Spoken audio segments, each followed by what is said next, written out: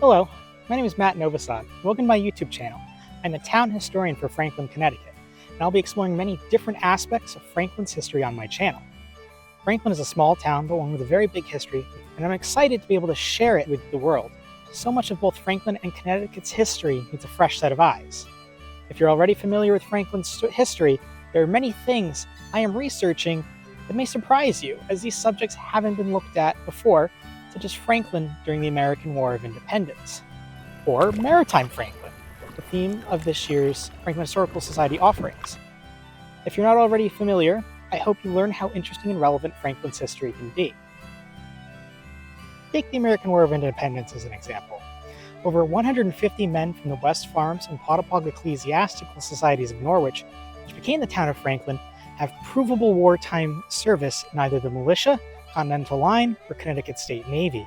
That's 13% of the population at the time, which is a truly staggering number of soldiers and sailors.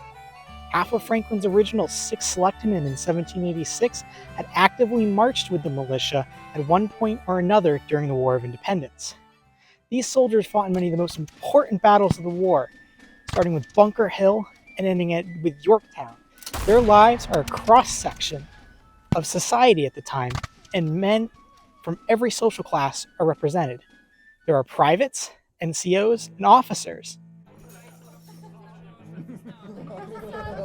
In context, this makes sense, however, as southeastern Connecticut was a major hub of revolutionary sentiment by the 1770s. People here often bought into the ideology of the revolution, and it spread in venues such as taverns. At one point, Franklin was home to 7 separate taverns, and each would have acted as a hub where men would meet to discuss daily happenings, the latest news, and politics.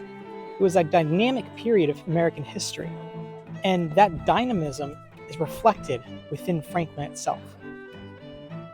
Yet for the town, these stories haven't been told before, and that's what I hope to help change little by little. Not alone, however, as historians have noted Franklin and some of its residents. For example, James E. Lewis Jr., in his 2019 book, The Burr Conspiracy, uncovering the story of an early American crisis, quoted Franklin resident Dr. Benjamin Ellis. Emily Conroy Cutts wrote her 2018 paper, The Forgotten Wife, about Franklin resident Roxana Knott and her role in early American missionary work in India. These are just 2 of the examples of the ways that Franklin's history has a wider application beyond our town's borders. Everyone who has lived in Franklin, whether they have a grave or not, has a story to tell, and all of their individual stories come together to create our town's history.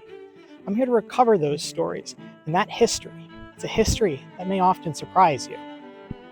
I have lived in Franklin for nearly my entire life. This is my home. I am beyond privileged to be able to research and share its history with you all, much like Dr. Woodward did.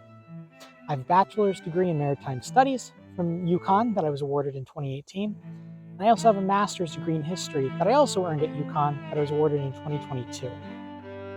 Back here on my channel, I will be producing videos on subjects related to Franklin's history. Sometimes they may be more direct, such as the upcoming Case of the Missing Town Green, but they might be more indirect and deal with larger topics of regional and national importance, such as an election or the importance of taverns in early America. We'll also be interviewing those around the state of Connecticut who help keep our history alive, as they play such an important role in what I do. It's often easy to dismiss the history of small towns as irrelevant or negligible, but I will hopefully be demonstrating that the opposite is true. Franklin was and remains a dynamic hub of activity. Men and women from Franklin have been a part of the world that surrounds them this entire time, and my channel will stand as a testament to the importance of local history.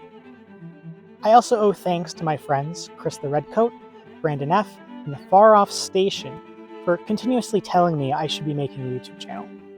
There are links to their channels in the description of this video, and I hope that you take the time to visit them and subscribe to their channels. Remember to like this video, subscribe, and click the follow button so that you don't miss any of my uploads.